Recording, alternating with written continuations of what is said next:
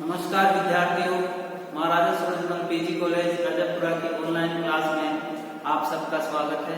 आज हम पढ़ेंगे बीए तृतीय वर्ष के प्रथम प्रश्न पत्र आधुनिक काव्य और आज हमारा टॉपिक है यशोदा का विरह वर्णन जो प्रिय प्रवास से लिया गया है, उसके बारे में अपन चर्चा करेंगे। जब भगवान श्री कृष्ण वृंदावन छोड़ के मथुरा चले जाते हैं और उनके चले जाने के बाद में उनकी माता यशोदा का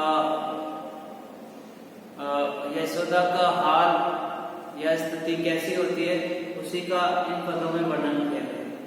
और यशोदा अपना दिन बताने के लिए किस प्रकार के कार्य व्यवहार करती है और अपने पुत्र को याद रखते हुए क्या क्या कार्य संपन्न करवाती है, वो सारे इन पदों में वर्णित हैं। आइए देखते हैं। यदि दिन कट जाता बीतती थी न दोषा। यहाँ पर यशोदा की विरह का वर्णन करते हुए कवि कह रहा है कि यदि दिन कट जाता बीतती थी न दोषा। अगर यशोदा का किसी प्रकार से दिन कट जाता था तो रात काटना उनके लिए पुत्र वियोग में बहुत मुश्किल हो रहा था। यदि निशी टलती थी वार था कल्प होता। यदि निशी टलती, यदि रात्रि किसी प्रकार से टल जाती थी या गुजर जाती थी,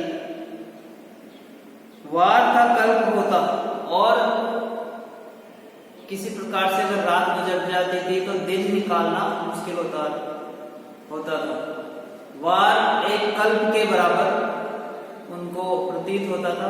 कल्प ये एक समय सीमा है जो ब्रह्मा जी की समय सीमा मानी गई है, ब्रह्मकाल की समय सीमा। एक एक बार उनको कल्प के समान व्यतीत होता था यशोदा जी का। पल पल अकुलाती उबती थी यशोदा। पल पल अपने पुत्र के वियोग में अकुलाती उबती थी यशोदा और इस कार्य करने में वो बिल्कुल भी उबती न थी, अर्थात निरंतर वो अपने कान्हा को स्मरण करते हुए व्याकुल अवस्था में रहती और उस कार्य के लिए वो बिल्कुल भी न उबती। रट यह थी क्यों नहीं शाम आए। और उनकी एक ही रट थी, वो अकुलाती रहती थी, दिन भर पीड़ित अवस्था में रहती और हमेशा बस एक ही बात पूछती। रट उनकी जिद ये थी, हमेशा एक ही चीज की, एक ही बात की रट लगाए रखती थी कि मेरे श्याम मेरे कान्हा क्यों नहीं आए। प्रतिदिन कितनों को पथ में भेजती थी। प्रतिदिन न जाने कितनों को ही वो जिस मार्ग से कान्हा मथुरा गए उस मार्ग को देखने के लिए न जाने कितने लोगों को भेजती। निज प्रिय सुख का आना देखने, अपने प्रिय पुत्र का आना देखने के लिए पता नहीं कितने व्यक्तियों को वहां पर पथ की ओर भेजती। नियत ये जताने के लिए थे अनोखों सकुशल ग्रह दोनों लाडले आए। नियत यह जताने के लिए थे अनेकों सकुशल ग्रह दोनों लाडले आ रहे हैं। और नियत यह जताने के लिए थे और माता यशोदा को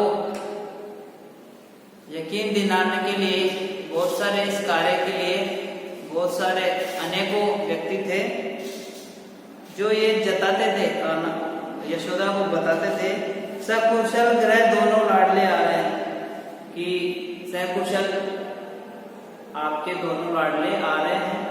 यह जताने के लिए उस कार्य के लिए बहुत सारे व्यक्ति थे और उन बहुत सारे व्यक्तियों को यशोदा प्रतिदिन उस मार्ग की ओर भेजती जिस मार्ग से कान्हा गए थे। दिन भर वे द्वार पर बैठती थी और सारे दिन भर, दिन प्रतिदिन वह दिन के बाद दिन प्रतिदिन वह द्वार पर बैठती थी, अपने द्वार पर बैठती थी कि कान्हा कहीं से उनको आते हुए दिखाई दे रहे थे। प्रिय पथ लगते ही बालकों थी बिताती और अपने प्रिय पुत्र के मार्ग को देखते हुए वो पूरा दिन बिता लेती थी। अर्थात अपने प्रिय पुत्र के इंतजार में वो सारा दिन द्वार पर बैठते हुए पूरे दिन को गुजार देती थी, बिता देती थी। यदि पति दिखाता तो यही पूछती थी, मम सुत गृह आता क्या कहीं था दिखाया। और अगर कोई पथिक मधुबन से, मथुरा की ओर से आता हुआ दिखाई देता तो उस पथिक से एकमात्र बात यही पूछती कि मम सुत, मेरा पुत्र कान्हा कहीं आता हुआ आपको दिखाई दिया क्या।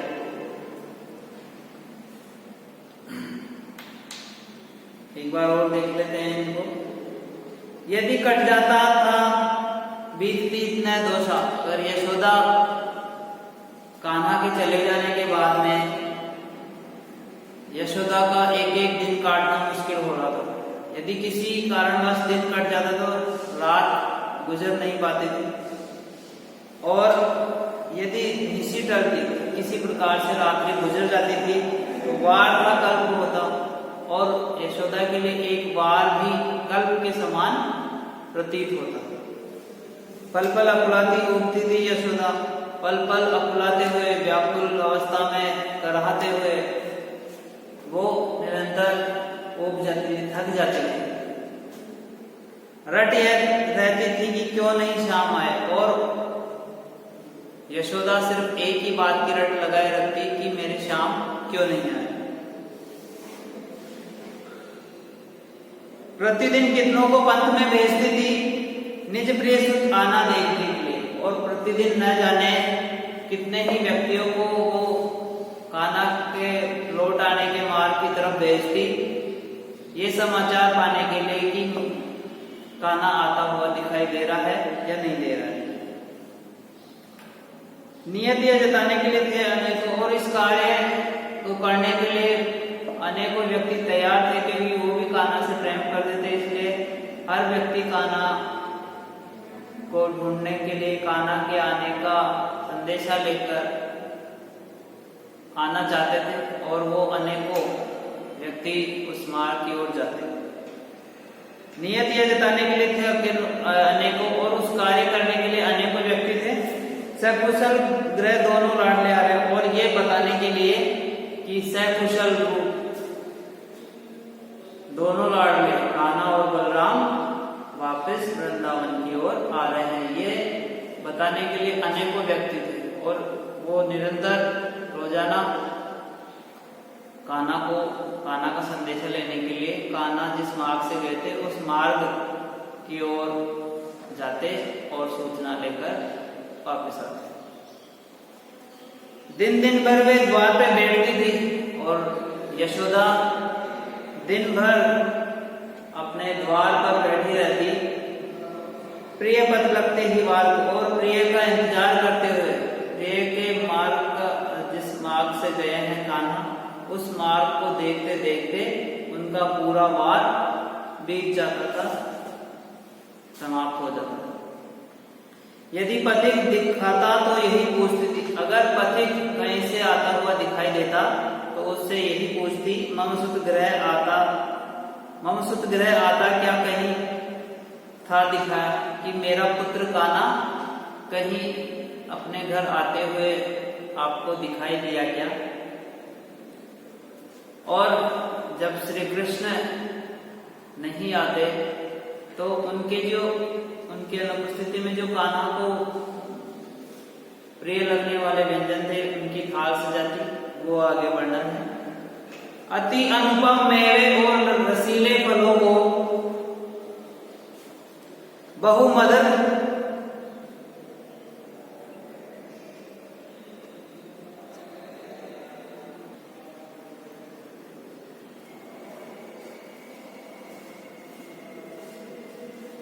अति अनुपम मेवे और रसीले फलों को, बहु मधुर मिठाई दुग्ध को व्यंजनों को, और जो कान्हा को प्रिय व्यंजन थे उन व्यंजनों को थाल में सजा सजाकर अति अनुपम, बहुत ही अनुपम मेवे,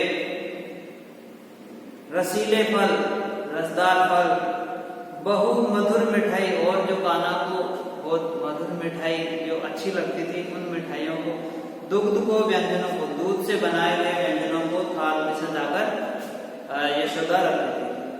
पथश्रम ने जो प्यारे पुत्र का मोचने को, यशोदा ये चाहती थी कि जब भी कान्हा यहाँ पर आए तो मार्ग में जो उनको थकान हुई है इन व्यंजनों को खाकर उनकी थकान दूर हो जाए। इस प्रकार वो अच्छे अच्छे व्यंजनों को थाल में सजाकर रखती थी, प्रतिदिन रखती थी भाजनों में सजा के। प्रत्येक दिन वो अपने प्रिय पुत्र के लिए जो उनको प्रिय भोजन रखते थे, व्यंजन जिन प्रिय थे, उन व्यंजनों को थाल में सजाकर रोजाना रखती थी, ताकि अपने प्रिय पुत्र कान्हा के मार्ग की थकान को दूर करने के लिए। जब कुंवर न आते वार भी बीत जाता, तब बहुत दुख पाके बांट देती थी उन्हें। जब कुंवर न आते, जब कुंवर अर्थात कान्हा न आते, वार भी बीत जाता और दिन भी पूरा बीत जाता था, तब बहुत दुख पाके बांट देती उन्हें थी। तो बहुत दुखी मन से जब कान्हा नहीं आते तो बहुत दुख पाकर, दुख को ग्रहण कर अर्थात दुखी होकर उन अच्छे अच्छे व्यंजनों, दूध से बने व्यंजनों को बांट देती उन्हें थी, उनको बांट देती। दिन दिन उर में थी वृद्धि पाती निराशा, और दिन पर दिन यशोदा के हृदय में निराशा बढ़ती जा रही थी। तम निबिड़ दृगों के सामने हो रहा था, और निबिड़ अर्थात स्वच्छ आंखों के सामने एक अंधेरा सा छा रहा था।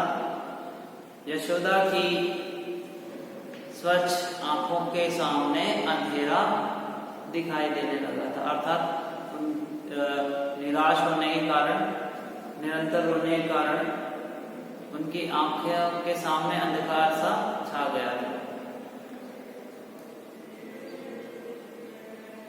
एक बार और देखते हैं। अति अनुपम मेवे और रसीले फलों को यशोदा बहुत ही अत्यधिक अनुपम मेवे और रसीले फलों को, बहु मधुर मिठाई, बहुत ही मधुर मिठाइयों को, दुग्ध को, दूध से बने हुए व्यंजनों को, दुग्ध को, व्यंजनों को, दूध को और व्यंजनों को, पथश्रम ने प्यारे पुत्र का मोचने को, अपने प्यारे पुत्र के मार्ग की थकान को दूर करने के लिए प्रतिदिन रखती थी। प्रत्येक दिन यशोदा रखती थी भाजनों में सजा के, बर्तनों में सजा के, जो कान्हा को प्रिय लगने वाले व्यंजन है, मिठाई, दूध और फल, रसीले फल, और इसके अलावा मावे, मेवे, इन सबको थाल में सजाकर रखती थी। जब कुंवर न आते वार भी बीत जाता, और जब कुंवर नहीं आते अर्थात कान्हा नहीं आते और वार दिन भी बीत जाता था, तब बहुत दुख पाके बांट देती थी उन्हें। तब बहुत दुखी मन से उन सभी व्यंजनों को बांट देती थी। दिन दिन उर में थी वृद्धि पाती निराशा, और दिन पर दिन यशोदा के हृदय में निराशा ने घेर लिया था, या निराशा बढ़ती जा रही थी उनके हृदय में। तब निबिड़ दृगों के सामने हो रहा था, और उनकी स्वच्छ आंखों के सामने एक अंधेरा सा छा गया, निराशा के बादल छा गए थे। निरंतर हताश होके उनकी आंखों के सामने एक अंधकार सा छा गया।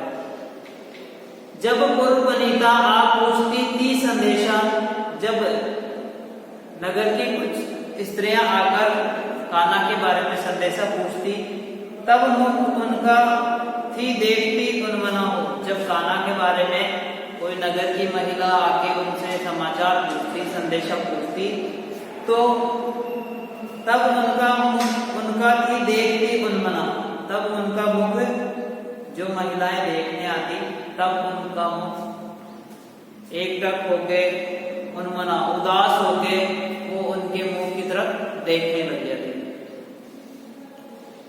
न कथन कर पाती, कंठता रुद्ध होता, और न ही उनसे कुछ वार्तालाप कर पाती, और उनका कंठ अवरुद्ध हो जाता था। बहुत दुखी अवस्था के कारण वो कुछ भी न कह पाती थी, अर्थात अपना दुख व्यक्त नहीं कर पा रही थी।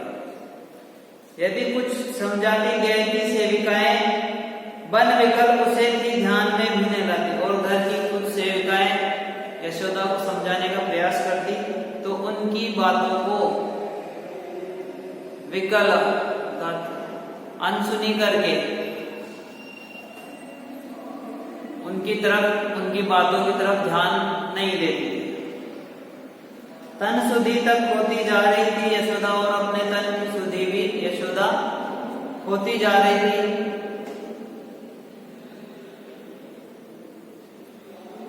अतिशय विमना और चिंतता हो रही थी, बहुत ही अत्यधिक बेमन विचलित हो चुकी थी, चिंतिता हो रही थी, और निरंतर यशोदा के मन में चिंताओं ने घर कर लिया था, अर्थात चिंता से मग्न होते जा रही, चिंता मग्न होते जा रही थी। एक बार और देख लेते हैं इन पदों को। जब पूर्व बनिता आप पूछती थी संदेशा, जब पूर्व की अर्थात नगर की स्त्रियां कान्हा का समाचार पूछने, कान्हा का संदेशा लेने माता यशोदा के पास आते, तो यशोदा उनको कुछ न कह पाती। तब मुख उनका थी देखती उन्मना हो, तब उदास होके उन स्त्रियों का मुख ताकने लगती थी, देखने लगती थी यशोदा। यदि कुछ कहना भी वे कभी चाहती, यदि उन स्त्रियों को कुछ कहना भी चाहती थी, तो वह कुछ कह नहीं पाती थी, न कथन कर पाती, कुछ भी नहीं कह पाती थी, उनसे वार्तालाप नहीं कर पाती थी। कंठ का रुद्ध होता, और अत्यधिक दुख के कारण उनका कंठ अवरुद्ध हो चुका था, वो अपने मनोभाव व्यक्त नहीं कर पाते थे। यदि कुछ समझाती गए की सेविकाएं, यदि गए की कुछ सेविकाएं उन्हें समझाने का प्रयास करती, तो बन विकल उसे भी ध्यान में भी न लाती, तो अपने कामों में व्यस्त रहने का बहाना करके उनकी बातों को ध्यान में नहीं लाती थी। तन सुधि तक होती जा रही थी यशोदा, यशोदा अपने तन का स्मरण भी करना भूल चुकी थी, अर्थात उनको अपने तन की सुधि नहीं थी, उन्होंने अपने शरीर का ध्यान देना बिल्कुल छोड़ दिया। अतिशय विमना और चिंतिता हो रही थी, बहुत ही अत्यधिक दुखी व चिंता में डूबी हुई यशोदा की स्थिति हो गई थी, वो निरंतर चिंता में डूबी रहती थी। यदि दधी मतने को बैठती थी दासियां, यदि गृह की कुछ दासियां दही मतने को बैठती थी, तो मत रहो उन्हें का चैन लेने न देना, तो मतने की जो ध्वनि है, मतने की जो आवाज है, उन्हें अर्थात यशोदा को चैन नहीं लेने देता था, वो उसके कानों में चुभती थी। ये कह के ही रोक देती थी उन्हें वे, और यशोदा निरंतर काम करने वाली दासियों को, जो दही मतने वाली थी, उनको उनके कार्य के लिए रोक देती थी, और उनसे कहती थी, तुम सब मिलके क्या कान को फोड़ दोगी, क्या तुम सब मिलके मेरे कानों को फोड़ दोगी, अर्थात आप जो दही मत रहे हो उसको खाने वाला तो यहाँ पर है नहीं, और आप ये कार्य कर रहे हो, अनुचित कार्य कर रहे हो, और इस कार्य के लिए क्या आप मेरे कान फोड़ दोगे, अर्थात वो उन्हें भी मना कर देती।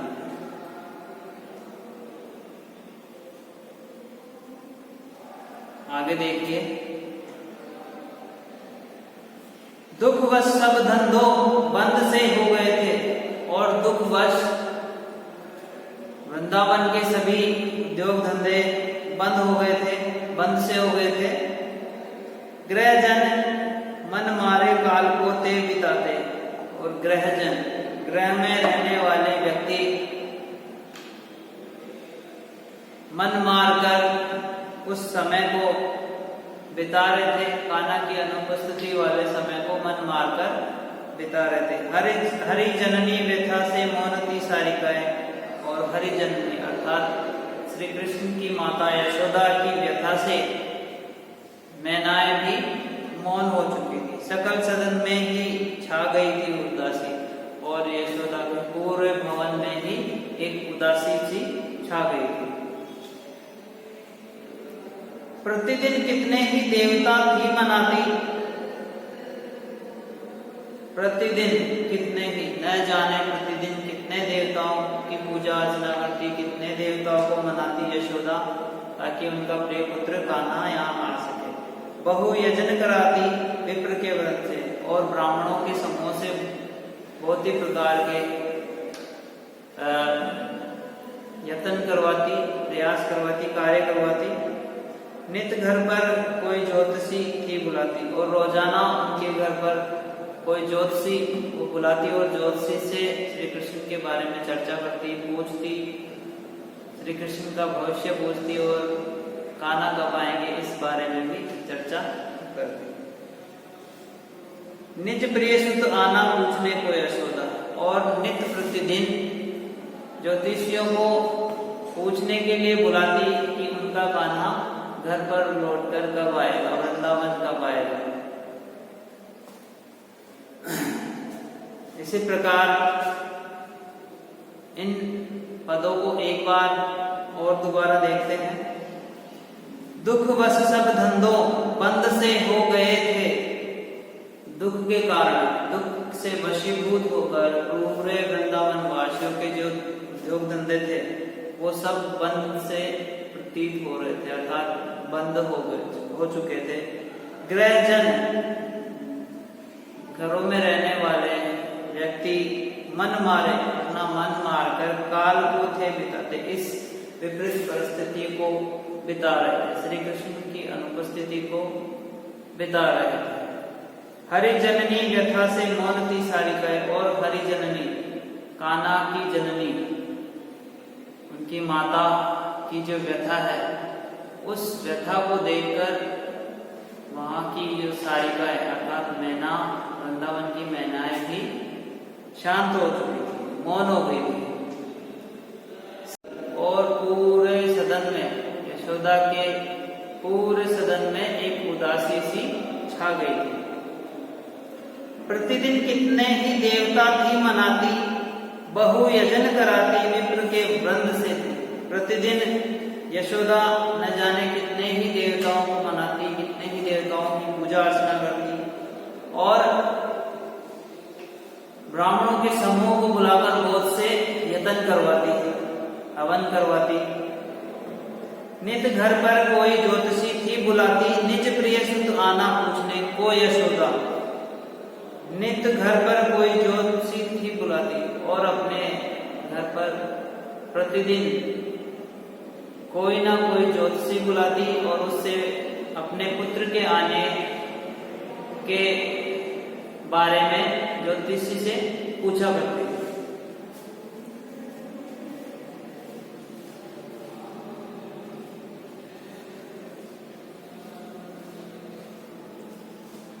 आगे देखिए,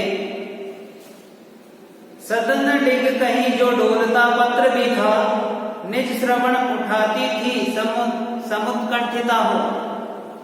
अगर यशोदा को अपने भवन में कहीं से उड़ता हुआ पत्ता गिरता हुआ दिखाई देता, सदन डिग अपने घर में गिरता हुआ, डोलता पत्र भी था, हवा में उड़ता हुआ कोई पत्र अर्थात पत्ता उड़ता हुआ कहीं उनके आंगन में गिरता, तो निज श्रवण उठाती थी, तो अपने प्रिय पुत्र का संदेशा समझकर उसको समुत्कंठिता हो, अर्थात प्रबल इच्छा के साथ कि कहीं ये मेरे पुत्र का संदेशा ना हो, इसलिए उस पत्र को उठा लेती थी।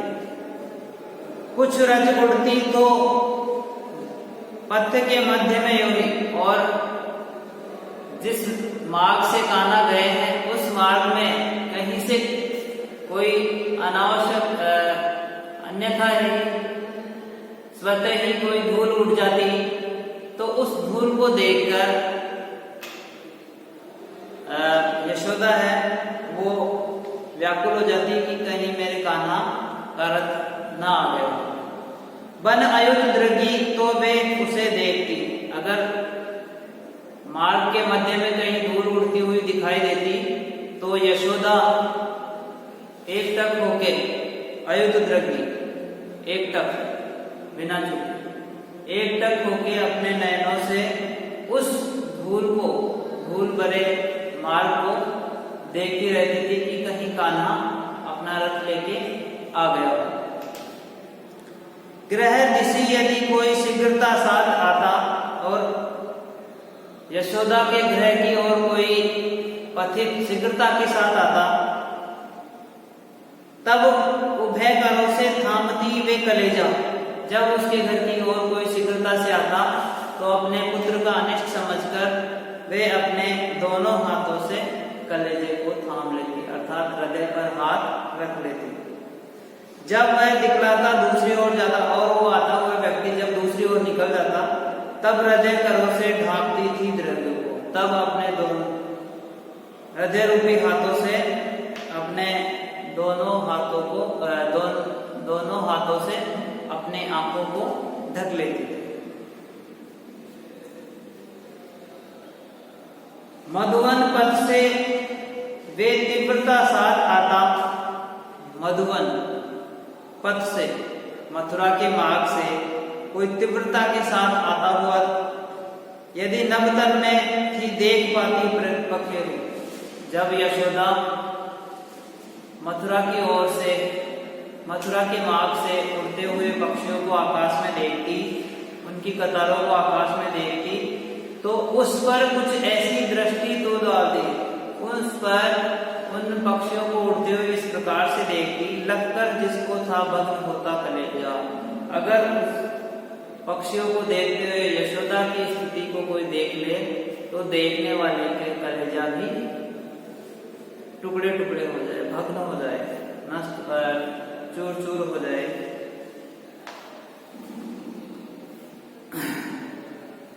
पथ पर न लगी थी दृष्टि ही उत्सुका हो, केवल मार्ग की ओर ही यशोदा देखती नहीं थी।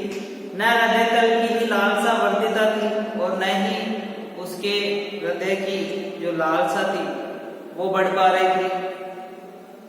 प्रतिपल करता था लाडलों की प्रतीक्षा, उसका प्रत्येक पल, यशोदा का प्रत्येक पल, प्रत्येक घड़ी लाडलों की प्रतीक्षा में ही बीतता था। यक यक तन रोवानंद की कामने का, एक एक